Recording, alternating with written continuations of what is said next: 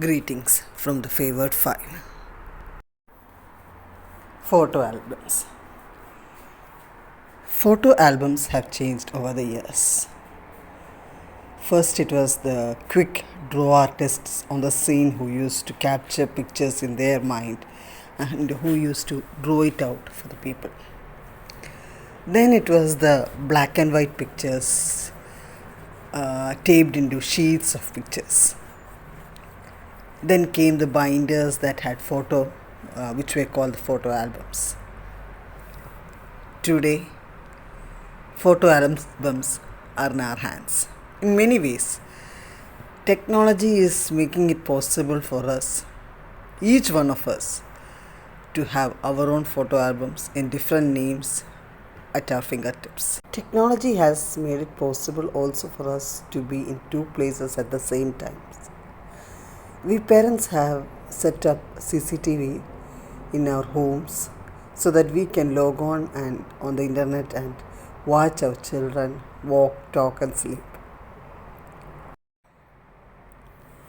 Facebook had teamed up with Skype to make video chat possible. And with the coming of COVID, every house, every activity started to be on Zoom. From work to school, and even our church was on Zoom. Just observe the way we take photos on our phone. How do we do it? As for me, and I believe most of us does the same thing, at that moment what intrigues us, we just capture it on our phone and it gets automatically saved to the gallery. Then after a few days, as we scroll through the gallery, we delete a few, we keep a few. Maybe after a few months, again when we go through that gallery, again we delete few, we save some to the favorites. And almost after a year or two, again from those favorites, we delete a few and save few to the Google Photos so that it will be a memory forever.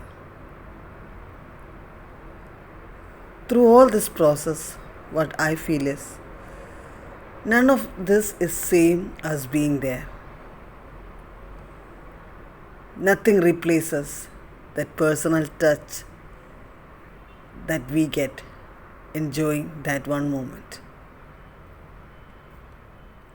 Even God, when He wanted to show Himself, give His message of salvation and forgiveness to us, He did not video call it. He came to us. Then why do we take these pictures? And what effect does it have into our lives? On a later date, when we sit down and go through the memory lane, we can recall the past events and memories.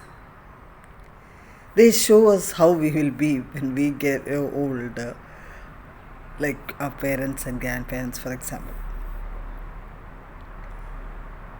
Our Bible is also like a family photo album.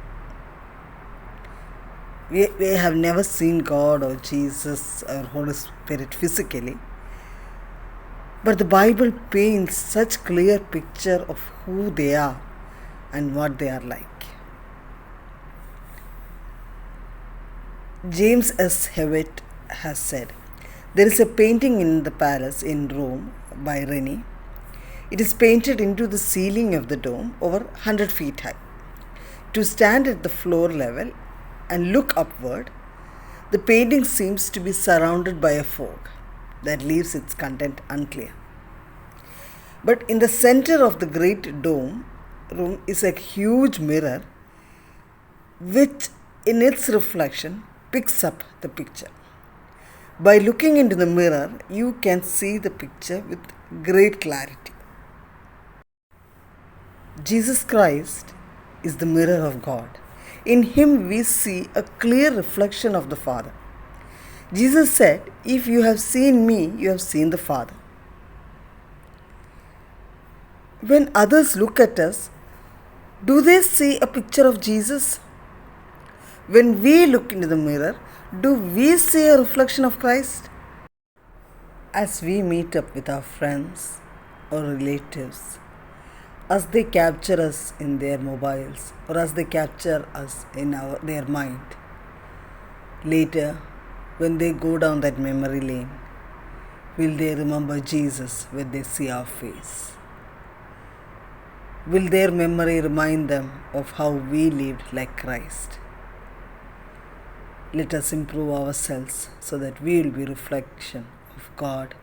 We will be the reflection of the life that Jesus led on the earth.